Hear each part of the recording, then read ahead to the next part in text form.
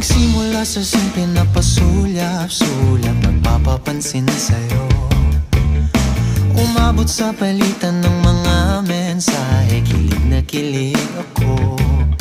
Kumusta, kain na, hello, magandang umaga.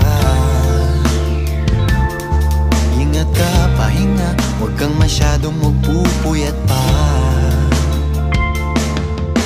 Naramdaman ng puso na dahan-dahan na pag nahuhulog sa'yo.